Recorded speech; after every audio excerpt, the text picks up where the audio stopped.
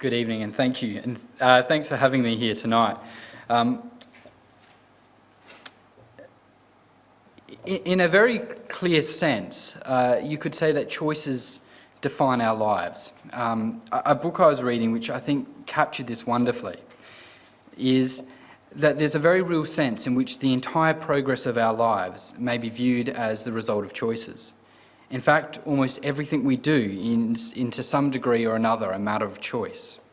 If you think about it, when to get up in the morning, what to do first, where to work, whether to have that coffee with milk or without, whom to speak to, whom to speak about, what to accomplish, when to start, when to stop, what to eat, what to wear, whom to associate with, where to go and with whom to go.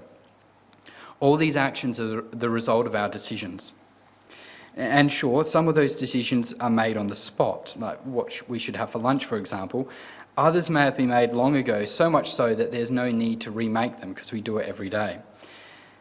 Others may be, in fact, the result of God's choices or another person's choice impeding on our lives. But nevertheless, it's very true to say that choices chart the course of our life.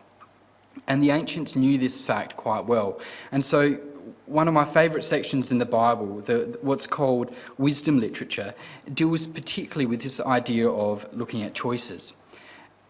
Wisdom, when we talk about it today, sometimes has this idea of an abstract concept, maybe a little bit head in the clouds sort of thing. Wisdom to the ancients was highly practical rather than an abstract concept. And wisdom in the Hebrew sense, in the sense that it's used in Proverbs, Ecclesiastes and the other books, has more the idea of the ability to make godly choices. Other people have called it the skill of godly living, or the skill of choosing the right course of action for the desired result. So wisdom and this idea of choice are linked so much so you can't break them apart. And the books in the Bible that tend to fall on the umbrella of wisdom literature include Proverbs, part of Psalms, Job, Song of Solomon, and of course Ecclesiastes. It has been criticised that the category of wisdom literature is a little bit, I struggle with words, but anachronistic. Anyway, it's more us portraying our modern view of thinking on the ancients, and perhaps the ancients didn't necessarily classify things in that way. But the reason these books have all been put together is that there's a theme that runs through all of them, and the theme is that there's a dichotomy of choices. They present life as being good versus evil, wise versus foolish, successful versus failure. So this is a theme that goes all throughout these books. And Proverbs in particular, if you think about it, Proverbs, it presents very catchy truths in a very summarised way. They're not meant to be all-inclusive. They're not meant to be universally true and universally applied. And that's why you get proverbs that sometimes contradict themselves, like when we're told to answer a fool according to his folly, but then 2 verses later, not to answer a fool according to his folly. The point of it was that a wise person knew when to apply each proverb. A wise person knew which choices to use. Ecclesiastes takes a lot of what Proverbs says and turns it on its head.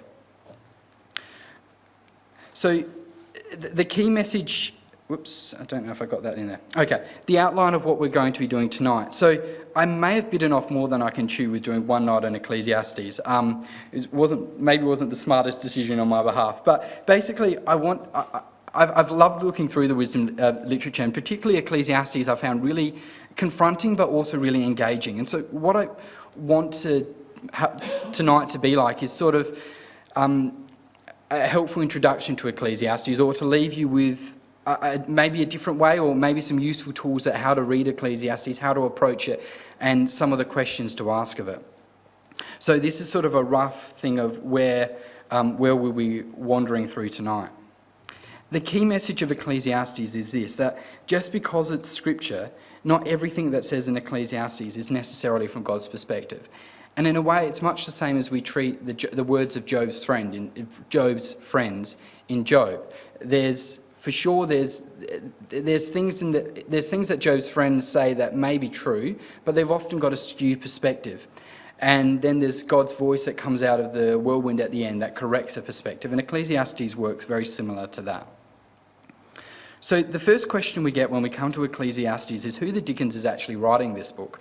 So You'll notice that, I think in our reading tonight it said the preacher. Now, people might have, what other things do people have when it says, in chapter 1, verse 1, when it says the words of the, what sort of titles do people have in their translations? Teacher. So I've got teacher in the NRSV too. Has anyone got anything else that comes up? Preacher. Does anyone have the NET? What's it say? Teacher. It does. Oh, it's the NIV, I think. That one of them's got, or the NIV margin's got the leader of the assembly, I believe. So it's been a thing that translators have tried to get to grips with, this idea of this word. The word's kohelet. It comes from a verb which means to assemble, and so the idea behind it is the assembler. And so people have tried to say, well, is this a leader of an assembly? Is this a member of an assembly? Is this a teacher of an assembly? And that's why you get the idea of preacher or teacher coming through. In actual fact, it acts more like a pseudonym.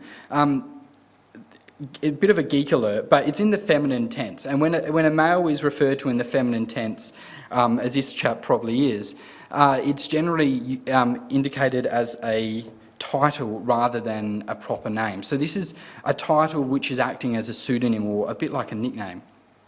So the question is, well, who is kohelet? And the next thing to notice is that the view of Ecclesiastes I'm going to put forward tonight, and as I said, this is just my view of reading through some of the works that have been done on it. It's more to promote discussion than necessarily to say that I believe this is conclusive, is that kohelet, or the preacher, isn't actually the author of the book of Ecclesiastes as we have it. I'll come into this in more detail later, but basically Ecclesiastes can be split into three parts. There's a framework with an introduction and a conclusion, and then there's the words of kohelet, or a speech of the preacher, if you like, in the middle. And so it's actually the narrator in the frame who's the author of Ecclesiastes, and he presents the view of the book. Is a bit of a spoiler alert, but the view of the book is that a second wise man, who's the narrator, who writes the frame in chapter 1 verses 1 to 11, and then the epilogue in chapter 12 verse 8 to 14, he presents Kohelet's speech as a warning about the dangers of speculative wisdom and the warning of being too cynical when you're approaching life. But he presents it because it's Kohelet raises important questions that we need to consider and that we can learn a lot from considering.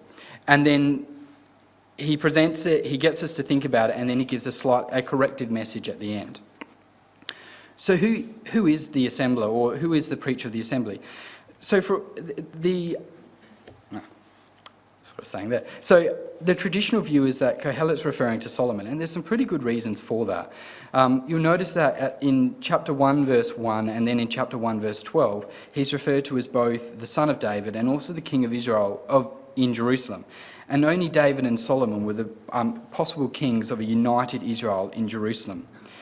Also in chapter 2 to 3 particularly, Kohelet is associated with wisdom, writing proverbs, wealth, indulgence, many servants and great projects. And that's probably, like that picture, putting all that together, most fits Solomon best out of all the kings of Israel or Judah. And there's another bit of a sneaky link between Solomon and the name Kohelet itself, and it's probably why the writer chose to use the word Kohelet. The verb means to assemble, and it's something that was often used of Solomon in 1 Kings 8 regarding the speech at the dedication of the temple. And the other thing is, a lot of the earlier commentators, on the basis of this, identified Solomon as Kohelet. However, there's some good arguments, despite what's obvious, to regard Kohelet as maybe not being Solomon. And it seems to be a little bit more difficult than just reading on the surface and saying, well, this fits this, therefore he's Solomon. And the reasons for this are both internal in the book itself and also external. One of the questions that has been asked for centuries is, if this is Solomon, then why is he using a pseudonym? He doesn't do it in Proverbs and he doesn't do it in Psalms, so why would Solomon use a pseudonym now? There's also two verses that seem to indicate that Kohelet, while he's closely associated with Solomon, he's not actually Solomon himself. And careful reading highlights this, that there's a bit of a discrepancy there. The first thing is in chapter 1 verse 12, you notice it says, I the teacher when I was king over Israel in Jerusalem. It's using the past tense, which is indicating there's a period of time while Kohelet was alive when he wasn't king. But in 1 Kings 11, it's very clear that Solomon died as king, and his successor, Rehoboam, was only crowned king after his death. Then also in the first part of verse 16, there's an interesting phrase there. Kohelet mentions that he became greater and wiser than all those who were over Jerusalem before him. And if you just think about that in regards to Solomon, when you say I've become wiser over everyone who was in Jerusalem before me, it implies that there's multiple other kings who have preceded him, maybe many other kings who preceded him. And it's strange for Solomon to say this because there was only one Jewish king who preceded him as king over Israel in Jerusalem. And it would be very unlikely that he'd be including the Jebusite kings in this. The other thing which happens is, while for sure chapters 1 to 3, well probably chapters 1 to 2 more, it sounds very much like it's Solomon who's speaking. The similarities with Solomon disappear quite starkly after chapter 3. And in fact, looking at these other 3 dot points I've got here, when we go through the rest of the book, the person who's speaking does not sound like a king or even related to kings at all. In chapter 4, verse 1 to 3, the Kohelet bemoans oppression and the absence of aid to the oppressed. And if you're a king, particularly if you're a mighty one, you could definitely have intervened. You would have done something about it.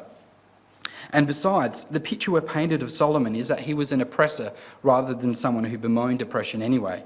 The harsh tax that he put on the Israelites lasted all the way to after his death, and in fact was one of the main reasons for why Judah and Israel split. In chapter 5, verse 7 to 8, Kohelet's presented to be extremely cynical of kings. He protests against the oppression of kings. Again, if he was a king, he could have reversed this, and it's highly unlikely that he would write this of himself. His words in Ecclesiastes 10 verse 20, when he warns against the danger of cursing kings, again portrays an outsider's view of kings rather than a king's view of himself. So while none of them, particularly by themselves, are necessarily strong, as a group they tend to add up. There's also external arguments, or arguments outside of the book, which point away from Solomon. One of the ones which has come under a lot of fire recently is the idea that the Hebrews in Ecclesiastes is a lot more similar to the late forms of the language that we see in other books like Ezra and Nehemiah. It's post-exilic, and if you think about it, languages do change over time. We only have to look at how the English language has changed in the last couple of 100 years to see that that's true of a language. The other thing which I found this fascinating, so again, this is another bit of a geek alert, but the words of Kohelet, that section from chapter 1 verse 12 to 12 verse 7 is quite similar to another form of literature which has been found in the ancient Near East called fictional autobiographies. Do I have much on that there? No. I'll come back to that later, but it basically indicates that maybe this is someone. So the view that I'm proposing is that Kohelet we know he's a wise teacher. We're told that in 12 verse 8. He's a wise man who pretends to be Solomon. He, if you like, adopts a Solomon persona from a literary point of view. So while he explores the avenues of meaning in the world. Solomon had the greatest experience in wisdom, wealth, women and building projects.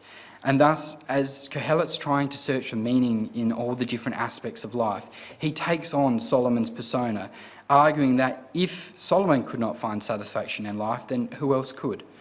And then once the search for meaning in chapters 1 to 3 is done, the Solomon persona is rapidly dropped. As said, this is a recognised ancient genre called a fictional autobiography, where a later author will put his words in the mouth of another earlier, more famous individual. And it wasn't necessarily meant to be fraudulent. It was something that was, and particularly by using the title Kohelet rather than Solomon, he was at the one time aligning himself with Solomon, but also placing enough distance between him and Solomon that his audience would indicate that he's adopting Solomon's persona for literary and communicative purposes. Okay, so I do have a hobby horse about genre. I realise it's one of my weaknesses, so I'll try not to spend too much time on this, but I think it's quite cool. The commentary that I was reading was by a chap called Tremper Longman, and he did a thesis on looking at 15 ancient Babylonian and Assyrian works which are called fictional autobiographies. They all had this same sort of structure, where the person they would be introduced with a first person identifying themselves, yet it was clear that they were written at hundreds of years, potentially, many years or even hundreds of years after that person who was introduced as being had died. The body of the work was then a personal narration where the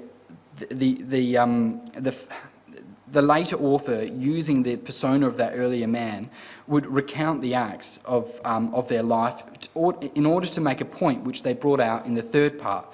And the third part was where you could kind of split these 15 works into different categories. Some of them had blessings and cursings, some of them almost apocalyptic with prophetic endings. And 3 in particular, the ending was all about wisdom admonitions, much like you would find, though different advice, but much like you would find in Proverbs or one of the other wisdom books. Now, my point in all this is that basically fits exactly Kohelet's words, which is, I'm saying, is chapter 1, verse 12 to 12, verse 7. We've got a first-person introduction in 1, verse 12. He then gives us a first-person narrative of his quest for life, adopting initially Solomon's persona. And then the second part of the book is his instructions and wisdom admonitions, if you like. It's his advice to us about, having looked for the meaning in life, what wise advice can I share? Moving on to what I was saying before, and so hopefully I'm not making this too confusing, but the book of Ecclesiastes is clearly divided into 3 parts. If you have a look at chapter 1, you notice there's a clear change in the tense as we're reading through. Chapter 1, verse 1 starts in the third person. The words of the teacher, the son of David, king in Jerusalem. Vanities of vanities, says the teacher. It's in the third person. But then when we come to verse 12, I, the teacher, we've switched to the first person. So there's a clear change in who's talking there.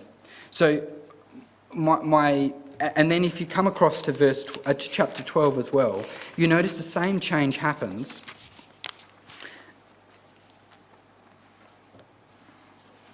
in verse 8. So starting out in verse 1, he says at the end of verse 1, I have no pleasure in them, etc. He goes down, and then in verse 8, the tense changes again to the third person. Vanity of vanities, says the teacher, all is vanity. So the words of Kohelet, if you like, as I was saying earlier, are framed by the words of a second wise man who's summarised his work at the start and then summarises his work at the end and puts, if you like, a godly perspective on Kohelet's advice. The frame, which is this prologue and epilogue, introduces and guides us as we're reading through Kohelet's autobiography to provide the correct perspective, and also it's meant to challenge us and draw us in at the start as well. So if we're coming to... So there's obviously a frame, and there's a different structure, and there's a different tense from the start of the book and the beginning of the book compared to the middle. You can basically think of it as an introduction, a long quotation, and then a conclusion. But if we're actually to zone in to this middle part, which is the words of Kohelet itself, how would you divide that up? And this is something that's troubled people for a long time, and I found this quote absolutely beautiful in how it presented it. Because as we go through, and we'll go through the first 3 chapters, just sort of quickly run through them, and you'll notice that as you're reading through Ecclesiastes, Kohelet, he jumps from one topic to another. He's talking about wisdom, and then the next verse, with no real introduction, he starts talking about toil and pleasure, and then he starts talking about the injustices of life. And his course goes through different topics. He's almost like a pondering rather than a clear step by step by step. I've once heard Ecclesiastes presented as if it was a scientific experiment. It doesn't follow a clear structure. If anything, it's got a more wandering course where he'll often repeat subject. He'll deal with a subject, and then he'll go on and deal with another subject, and then a third subject, and then he'll circle back and go back and talk about the first subject again. And this, the quotation which is there at the bottom, I find absolutely, I love it. The point is that the inconsistency of Kohelet doesn't take away from his message. If anything, it adds to it, because life itself is full of inconsistency, so why wouldn't his message be inconsistent? However, from a point-by-point point of view, it's very difficult to follow Kohelet's teaching and try and say he's dealing with this subject, then he's moving to this subject. But if you could overall just summarise it, much as the similar structure we used before, he starts with an introduction in verse 12. In verse 13 of chapter 1 to chapter 2, verse 26, he adopts that Solomon-like persona, where he takes Solomon's character and he goes through a quest for the meaning of life, looking at different aspects of both wisdom and gaining pleasures and self-indulgence, and also toil and working hard and gathering possessions, and also justice, and trying to find the meaning of life. And then from chapter 3 onwards to the end of halfway through chapter 6, he drops that Solomon-like persona, I keep saying that word, but he drops Solomon and he instead continues the quest, looking at those aspects again, but looking at them from a different point of view. And then from halfway through chapter 6 to the end of the words of Kohelet, right up to the epilogue, he gives us a whole series of wise advice dealing with a wide range of of areas. So I think I just said the same thing, put the same thing twice. There, so if you were to put it all together, so this is putting the two structures together. There's a prologue, then there's a quotation of the words of this wise man, which follow a sort of three main areas where he's questing for life, and then there's an epilogue as well where we're given the corrective, or if you like, the divine perspective.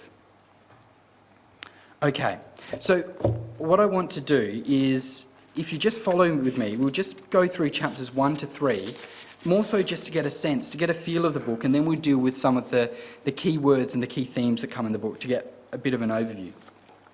So Ecclesiastes starts in chapter 1 with the introduction, the words of the teacher, the son of David, king in Jerusalem.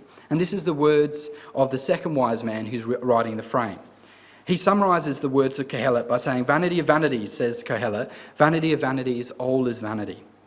What do people gain from all the toil at which they do under the sun? What's the profit in life? What's the point of all the work that we do? A generation goes and a generation comes, but the earth remains unchanged forever. There's no, our existence, we start, we come, we go, but we leave no lasting change in the earth. The sun rises and goes down and hurries to the place where it rises. The wind blows to the south and goes round to the north. Round and round goes the wind, and on its circuit the wind returns. All streams run to the sea, yet the sea's never full. To the place where the streams flow, there they continue to flow." There's absolutely no profit. There's all this activity, but all the activity hides is that there's no change. There's these senseless, repetitive cycles in life.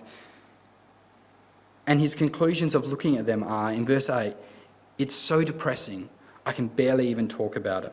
It's a stark contrast straight away. If you think about the words of the psalmist in Psalm 19, where he looks at the beauty of creation and he sees the beauty of creation as showing the beauty of God, Kohelet looks at creation around him and he finds it depressing. He finds it meaningless and senseless. The reasons he says in verse 8 is that there's no satisfaction in life. There's no lasting satisfaction. There's all this activity with no gain. Verse 9, what has been is what will be, and what has been done is what will be done. There's nothing new under the sun. There's no achievements. There's no progress in life. Is there a thing of which it's been said, "See, it's new"? Well, it's already been. It was done in the ages before us, and what's even more depressing of that is we've forgotten it. The people of long ago aren't remembered, and nor will there be any remembrance of us when we're gone. And so then we go to the words of Kohelet itself. "I, the teacher, when king over Israel and Jerusalem, I applied my mind to seek and to search out by wisdom all that is done under heaven." And the next, from verse 12 to 18, there's two little sections, two reflections where he describes a wisdom task. He says what his conclusion is, and then he gives himself he writes a proverb to back it up. So I applied my mind to seek and to search out by wisdom all that's done under heaven. My conclusion? It's an unhappy business that God has given human beings to be preoccupied with. I saw all the deeds that are done under the sun, and see, all is vanity and a chasing after the wind. What's crooked can't be made straight. What's lacking can't be counted. Life is flawed. Life is meaningless. And we can't fix it because God has said it that way. So he said to himself in verse 16, I've acquired great wisdom. I'm wiser than all those who are over Jerusalem before me. My mind has great experience of wisdom and knowledge. And so I applied my mind to know wisdom and to know madness and folly. But I perceived also that this is nothing but a chasing after wind. And think about that picture of chasing after wind.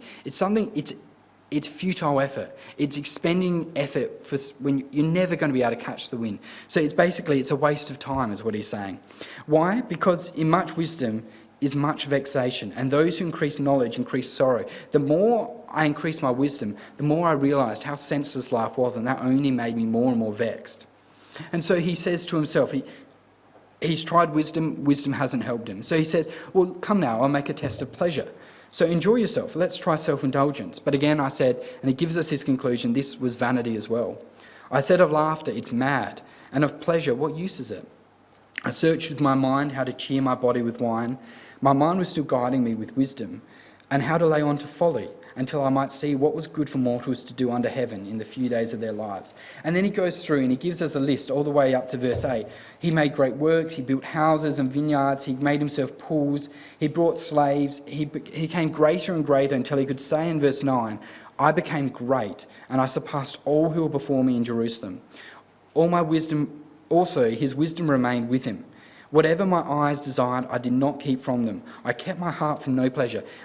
Basically, he did a genuine and a proper job of trying to self-indulge. He went the full way. He was fair dinkum with his endeavours. I kept my heart from no pleasure, for my heart found pleasure in all my toil, and this was my reward for my toil. So while he was working, yes, it was true, he found a degree of pleasure while he was working. However, at the end of it, he considered all that he'd done and all the effort that he had spent, and again, it was all vanity and just chasing after the wind. And there was no profit that was gained after the sun. So I turned to consider wisdom and madness and folly. And you'll notice, see, he's done this again. So he's talked about wisdom, then he talks about toil, and now we're back onto wisdom again. So this is part of that, if you like, almost, not circular, that's not the right word, but it's almost a rambling, if you like, argument where he's dealing with different topics and then coming back and revisiting them. So he turned back to consider wisdom and to see if wisdom was better than madness or folly. For what can one do who comes after the king? You can only do what's already been done. And then I saw that wisdom excels folly as light excels darkness. The wise have eyes in their heads, but fools walk in darkness. And if you just stop there, that would be exactly what you would expect to read in Proverbs, right? Wisdom excels folly as light excels darkness. Why? Because wisdom provides illumination. It helps us, as I was saying earlier, make the right decisions in our life. So yes, wisdom is much better than folly, because while a fool will stumble through and make harmful decisions, wisdom provides, if you like, protection from those harmful decisions. And yet this is another characteristic of Kohelet. He'll say something and say, this is almost, if you like, conventional wisdom, yet what I've actually observed doesn't fit that. So he says, yet I observed that the same fate happens to everyone. Then I said to myself, what's happening to the fool is going to happen to me. Why have I bothered being so very wise? And I said to myself that this also is meaningless, for there is no enduring remembrance of the wise or the fools, seeing that in the days to come all have been long forgotten. So how can the wise die just like the fools? And so because of this I hated life, because all that had been done under the sun was very grievous to me, for all is vanity and a chasing after the wind. And then he turns to taking that idea that death makes wisdom ultimately meaningless, even though it's got some temporary benefits. He turns and looks at his toil that he talked about earlier in this chapter. So I hated all my toil, which I had toiled under the sun. Why? Because when I die, I have to leave it to those who come after me. And who knows whether they're going to be wise or foolish. And yet they will be the master. They will own everything that I spent my entire life with all my wisdom and with all my toil working for under the sun. This is vanity. So I turned and I gave my heart up to despair concerning all the toil of my labours under the sun, because sometimes one who has toiled with wisdom and knowledge and skill must leave it all to be enjoyed by another who did not toil for it. This also is vanity and a great evil. What do mortals get from all the toil and strain with which they toil under the sun? For all their days are full of pain, and their work is a vexation. Even at night their minds do not rest. This is vanity. He said, what is the point of all the work we do? We spend our entire days working, and at night, even when we're not working, we spend our entire night stressing about our work. He says, well, it is pointless. We're going to die. We're going to lose everything we gain. So why are we spending our entire lives working for those things? And so he says, almost in a tone of resignation in verse 24, there's nothing better for mortals than to eat and to drink and find enjoyment in their toil. This I also saw as from the hand of God. For apart from God, who can eat or drink and who can have enjoyment? For to the one who pleases God, God will give wisdom and knowledge and joy, but to the sinner, he gives the work, like he said earlier, of gathering up and heaping, only so that God then takes those possessions and gives them to someone who pleases him. This is vanity and a chasing after the wind. And then we come to one of the most well-known parts of Ecclesiastes, and to be honest, they're probably immortalised by the words of the birds back in the 60s. And I was thinking about doing them as one of our hymns tonight, but I wasn't quite sure if I'd be able to give it justice with singing. In chapter 3, verses 1 to 8, for everything there is a season and a time for every matter under heaven. And a lot of the argument over these next 8 verses is, are they prescriptive or are they descriptive? What I mean by that is, are they saying we should choose a good time to do this? Or so saying there's an appropriate time for war, there's an appropriate time for peace. The skill in our life is choosing when to do which. Or are they rather saying, a descriptive saying, God has set all the times in our lives. He's set a time for war, he's set a time for peace, and you can't change it. My thoughts are that it's the second one. Because if you have a look how it starts with a time to be born and a time to die, and we can't choose those things. So right from the start, it's saying this is a description of life rather than saying this is what we should be choosing. And the next 8 verses are quite beautiful. And if you have a look at them, as we just scan your eyes down them, you notice that they're linked in couplets. So there's a time to be born and there's a time to die. There's a time to plant and a time to pluck up. It's about beginnings and endings. The next one is a time to kill and a time to heal, and that's linked with the idea of breaking down and building up. So again, those two are linked as well. And then weeping and laughing are private personal emotions, as opposed to mourning and dancing, which are quite public displays of those same emotions. And it comes all the way down to the end. In verse 8, it says, a time to love and a time to hate, a time for war and a time for peace. He finishes it with a chiasm, which sort of gives a sense of closure on this poem. And this is probably one of the most beautiful parts of writing in the book, but its beauty hides what's almost a tragic truth. If you have a look at what he says in verse 9, after considering these times that God has set in place, he says, what profit is there? What is the point of all the labour that the workers work at? I've seen the business that God has given everyone to occupy us. He's made everything fit for its time. He's given a sense of past and future into our minds, yet they cannot find out what God has done from the beginning to the end. God has set everything in place in our lives. All those times he's already foreordained, decided this is where they're going to be. So Kohelet looks at it and says, well, what is the point of all the work that we do? In fact, almost worse than that is, unlike any other creation, God has given us a sense of time. He's given us a sense of past and future so that we can appreciate, if you like, more than anyone else, the sense of those timings, but God hasn't told us what they are. So we know these times are set in our lives, but we have no idea where they are or when they are. And so he says in verse 12, because we don't know what's going to happen when we die, we don't know what's going to happen in our lives, he says in verse 12, I know that there's nothing better for them than to be happy and enjoy themselves as long as they live. Moreover, it's God's gift that all should eat and drink and take pleasure in their toil. I know that whatever God does endures forever. Nothing can be added to it, nor anything taken from it. God has done this, so all should stand in awe before him. Basically, there is no point arguing with God. He doesn't go where Job went. He doesn't argue with God. He accepts it and says, God is high above us. I can't argue it, but it makes no sense. That which is already has been, and that which is to be already is. And God seeks out that which is gone by, which is a Hebrew idiom for saying God makes the same things happen again and again. And then verse 16, he turns his attention again. So he deals with another subject. I saw under the sun that in the place of justice, that is, in the courts of the land, so in the courts where there should be justice, instead there was wickedness. And in the place where there should be righteousness, wickedness was there as well.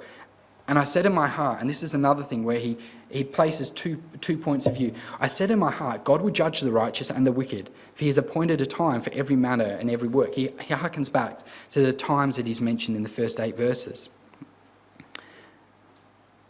But he then says, well, I said in my heart with regard to human beings that God is testing them to show that they are but animals.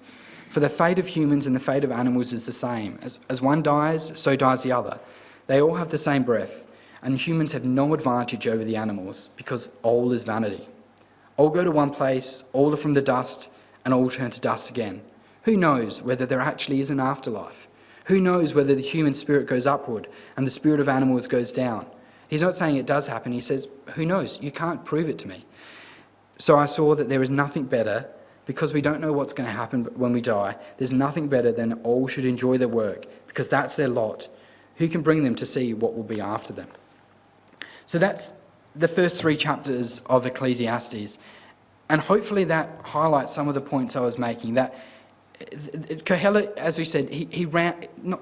Ran isn't really the right word, is it? But he goes from topic to topic, not without any clear structure. He often goes back and deals with the topic twice. And he's got a very pessimistic view on life, almost fatalistic view on life. With that as a bit of a background, I want to look at some of the key terms and key themes of the book as a way of trying to summarise the entire message of the book tonight. And most of these have sort of come up in what we were chatting about tonight, in those first 3 chapters that we looked at. The first word is the word hebel, which is vanity, is translated in most people's Bibles. It carries the idea of meaningless or futile or even perhaps stupid. So when he says vanity of vanities, all is vanity, he's saying absolutely meaningless, all is meaningless. I've included a quotation here from the Net Bible because I think it captures the idea of it really well. The word hebel can be used literally, in which it's a reference to the wind, and it can be talking about someone's breath or a vapour, but more often, and in this sense, it's used metaphorically. And when it's used metaphorically, if you think about a wind, there's 3 attributes of a wind which you can sort of pick up on. One, it's non-physical, it's effervescent, and there's no concrete substance, therefore it's profitless, it's worthless, and hence comes the idea of meaningless or futile. But also a wind is by nature transitory, and so you can potentially say that the idea there is fleeting or temporary. And then a lesser used thing, and to be honest, this one here doesn't really fit the sense of the book so much, is that there's an idea of obscureness or darkness there as well, because it can't be seen. To be honest, the way hebel is used generally is to do with point 1 in the book. Occasionally it has the idea of fleeting, and to be honest, it's mainly looking at the context of each time it's used to see what aspect it's using. But either way, it's saying that just like a wind is futile, so just like a wind is worthless or non-physical, therefore, in the same way, whatever he's describing is meaningless as well. There's 4 themes which really come out in the book, and then actually maybe more. There's 4 themes that I sort of identified that came out in the book. They're basically all things that Kohelet, in his quest for trying to find meaning in life, he deals with these 4 aspects to try and see, is there any sense of life in these aspects? And so these are all things that more or less he's either concluded are useless or futile, or things that he's concluded are futile, or that influenced his conclusion that everything is futile.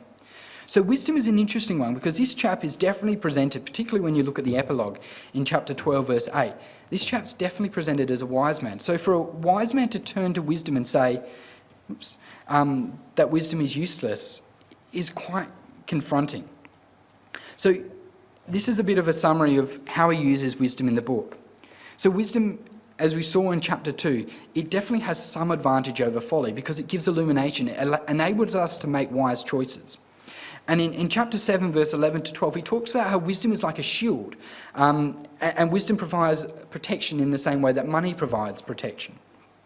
And that wisdom in verse 19 of chapter 7 is, wisdom is more powerful than warfare or might. However, his key complaint about wisdom comes in the next dot point, that doesn't matter how wise you are, again and again he comes to the point in the book, it doesn't change the outcome. And this is one of his main hanging points, that all these things don't change the final outcome, that you die and you're forgotten. He even then critiques what he said earlier, and this is something that comes up in Ecclesiastes. He'll say something and then he'll contradict it afterwards. So even the advantages that wisdom offers in this life are no guarantee. It's affected by time and chance. So in chapter 9, verse 11 to 12, there's that beautiful thing where he said, it's sad, but it's beautifully written, where he says that I saw that the race isn't always to the swift, and the battle isn't always to the strong, and the reward isn't always to the wise, because time and chance affect them both. So sometimes it doesn't matter how wise you are, time and chance affect it, and your wisdom is nullified. And that other one in chapter 10, verse 10 to 11, is this fantastic description. He talks about all the dangers that come with everyday life. He says, if you dig a pit, you're in danger of falling into it. If you break through a wall, well, you're in danger of a serpent on the other side biting it. If you split logs, you're in danger of the logs falling on you. But then he says, actually I might turn it up so I'm not waffling over it. He shows, so basically saying that there's, using those pictures of everyday life, he's saying there's inherent danger in every aspect of our life. But then he comes to verse 10, he says, so this is the idea of if you're cutting something, if the iron is blunt and one does not wet the edge, you need to exert more strength to succeed. But wisdom helps one to succeed. So the idea being that there's danger in all the aspects of life, but if you're wise, then much like when you sharpen the edge of an axe, you can go through life with much less exertion. So he's saying wisdom offers benefit in practical aspects of life. But then if you have a look at what he says in verse 11, if the snake bites before it's charmed, there's no advantage in a charmer. So he's then almost contradicting himself and saying, well, yes, whilst wisdom offers benefits, if a snake charmer is bitten before he's had a chance to charm, before he's had a chance to control the snake, then there is absolutely no profit in all the skill that he's built up being a snake charmer. So in a sense, he's saying, if it's that same argument of time and chance, that even though wisdom offers benefits, it's no guarantee of benefits.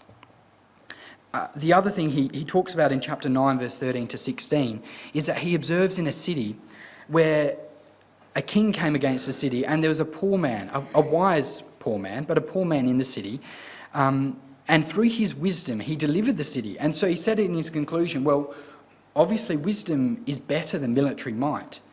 Yet the sad thing was that because the wise man was poor, no one listened to him afterwards. So he says, well, wisdom, no matter how good it is, can be offset by your social status. Then he talks in 9 verse 17 to 10 verse 1, and that's the thing where he talks about how dead flies make the perfumer's ointment give off a foul odour, and so a little folly outweighs much wisdom and honour. So just a little bit of folly can ruin so much wisdom. And he also says that wisdom has got advantages, but when you increase wisdom, in his viewpoint, he feels that it only brings more vexation and sadness as you realise the meaninglessness of life. So he does this fascinating, and trying to read it the first time, I found it really weird how he would say it like this, but in chapter 7, verse 16 to 18, he talks about the dangers of too much folly, which makes sense, but also the dangers of too much wisdom, because it will only disappoint you. So this is quite a jaded view on life in Kohelet's thing, where cynically he looks at life and says, there's some advantages in wisdom, but at the end of the day, it doesn't change the end result. He turns to toil and pleasure, and he has much the same things to say about it. Toil like we read in chapter 2, the first couple of verses of chapter 2, he went through, he did all those things, and he found some pleasure why he was doing it. He found a sense of achievement. He found some enjoyment in what he was doing. Yet at the end of the day, it's rendered futile. Like wisdom was, it's rendered futile by death. And this is because our hard-won possessions we pass over to other people when we die, and we often have no control over them. Particularly after we're dead, we have very little control over them. People are so busy. And then some of the things about toil that he particularly highlights as being completely meaningless are that we spend so much time working that we don't enjoy the time we have and the possessions that we work so hard to get. So we spend all our lives working and then we die and we've never enjoyed it. People's motivation to toil is often just a simple expression of envy of someone else. He talks about the dangers of covetousness and that the ear and the mouth are never satisfied. And he says that, actually a labourer sleeps much better than a rich man with much excesses of wealth. And he says that it's labour rather than riches itself which brings pleasure. And then he talks about several other examples where basically people spend all their time gathering wealth and then they lose it. And so what's the benefit of all that they've done? The next major theme that comes up in the book, and you'll see it come up many times, is he bemoans the injustice and the oppression that's prevalent throughout the world that he observes. And the thing he says is that there doesn't seem to be any consequences. It's quite fascinating because I put that here, query judgment, because at times, like the one that we read, he says, I know God's going to judge the wicked and the wise eventually, but at the same time he says, what I observe is that I can't see the judgment. They all just end up dying and having the same fate. And in chapter 9, he says much the same thing, where he says, I know that the righteous are in the hand of God, yet at the same time, everyone dies anyway. So a living dog is better than a dead lion. The other theme that comes up, and this seems to be one of his centres of frustration, is that God has set a time for everything, and yet we do not know what it is. And this is something particularly for a wise man that grates on him, because the wise man, as we said, was all about choosing the right proverb or the right advice for the right time, but he doesn't know what the time is. He doesn't know what the time will be. We don't know what's going to happen to us in this life, and we don't know what's going to happen even if there is a next life, is his point of view. No one understands the way God has set up the earth. In a sense, it's often been to try and make the words of Ecclesiastes more, potentially more orthodox might be the right thing. There's been a lot of focus on 7 phrases which he says, which are sort of his conclusion phrases. And I think from the Dead Poets Society that Carpe Diem sort of aptly summarises them. They're kind of nothing better statements. So he says in 2 verse 24 that there's nothing better for mortals than to eat and drink and find enjoyment in their toil, because ultimately we're going to die and hand our possessions over to other people. In 3 verse 12, I know there's nothing better for them than to be happy and enjoy themselves as long as they live. Moreover, it's God's gift that all should eat and drink and take pleasure in their toil. And it goes on again and again in 5 verse 18 to 20. This is what I've seen to be good. It's fitting to eat and drink and find enjoyment in all the toil which one toils under the sun, the few days of the life that God gives us. This is our lot. The thing about the Carpe Diem, and I know this is quite a depressing talk, is that it's not right to read them as enthusiastic recommendations from Kohelet. It's more that he's saying, I've looked at everything, I've seen the vanity of spending all your life hoarding up possessions and never enjoying them. The best way to live, if there is one, the least evil of the options, is to seize the day while you have it, to enjoy the fruits of your toil while you're doing them. In summary of Kohelet's point of view, the theological message of Kohelet's words is that life is full of trouble and then you die. Kohelet, after searching for the meaning of life, has concluded that everything is meaningless or futile. Life is an unhappy business that God has given us to preoccupy us. In searching for the meaning in wisdom and toil, while they do have some temporary benefits, they're uncertain, and death renders them ultimately futile. And it also highlights the injustice that's in this world without any seeming punishment. With a fleeting, meaningless life that's utterly subject to God and his whims, he advises us to eat and drink and find immediate enjoyment in our toil now, because we don't know what's going to come after us. I think I'm running out of time, so I'm going to skip over this rather quickly. But basically, I found it really interesting to look at Kohelet's view of God. He's got quite a sad, actually, a disillusioned view of God. He doesn't dispute God's existence, but rather he disputes God's beneficence. Because he sees the world as being flawed and meaningless, in a way he blames God for that because God's the creator of the world. So I'll skip through. His view of God is, if you like, distantly, occasionally indifferent, and sometimes cruel or arbitrary in how he governs things. As I was waffling about earlier, the words of Kohelet finish with saying that life is pointless and then we die. But that's not the message of Ecclesiastes. As I was saying earlier, Ecclesiastes is framed with the words of Kohelet as a long quotation with the narrator, the second wise man, if you like, using them as an example to his sons of the danger of speculative wisdom and where you end up with. If you have a look at the epilogue from chapter 12, verse 8 to the end, he starts, the narrator or the author of the frame starts the epilogue out by initially praising Kohelet for his hard work and the diligence as a wisdom teacher that he's done in searching out truth and passing them on to people. But his words quickly turn from praise, or guarded praise, to doubt and warning his son about the dangers of accumulating speculative wisdom and cynicism. And finally, he moves to criticism in the end.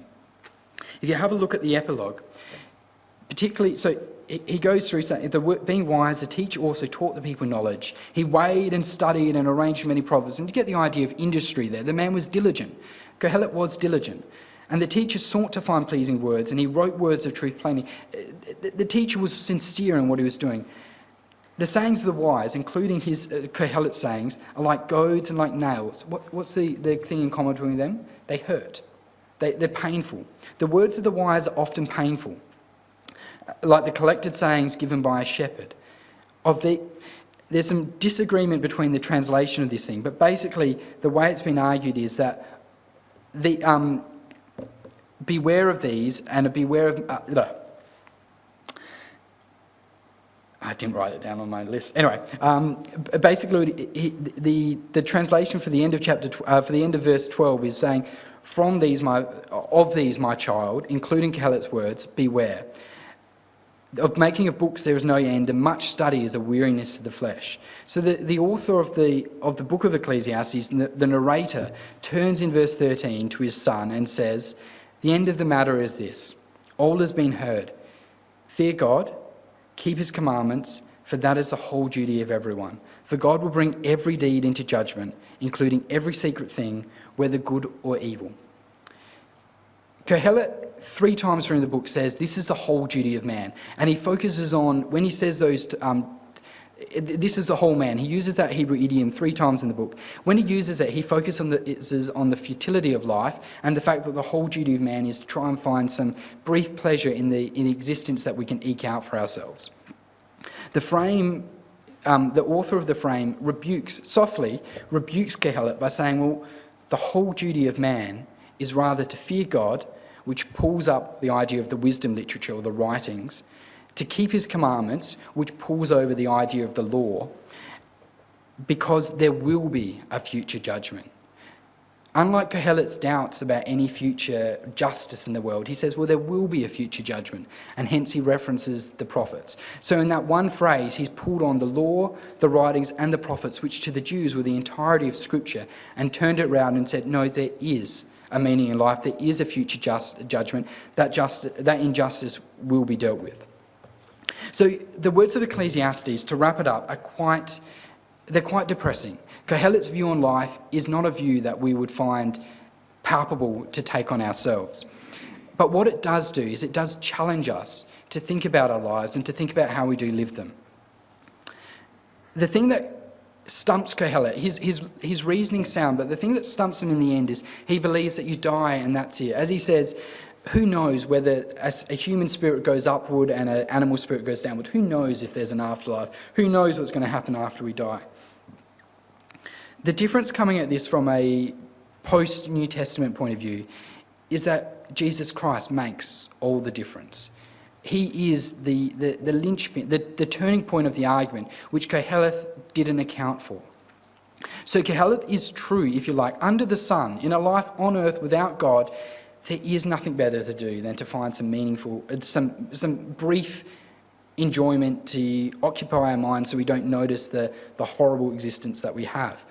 But moving outside of that, it highlights to me particularly the benefits of Christ's sacrifice, to take that away, to give a hope after death, and to give a hope of the resurrection.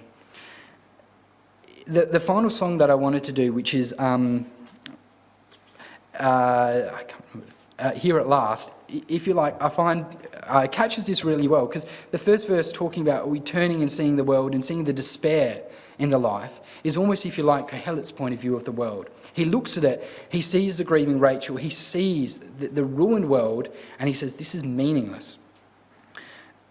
The Christian point of view is the second verse, when we see that actually there is justice that's going to come, there is an end to this, there is a saviour that's going to come. And that changes the whole perspective, and that turns the words of Koheleth, the cynicism, into optimism. That's all I had to say tonight. Does anyone have any questions at all? I might have run over time. Cool.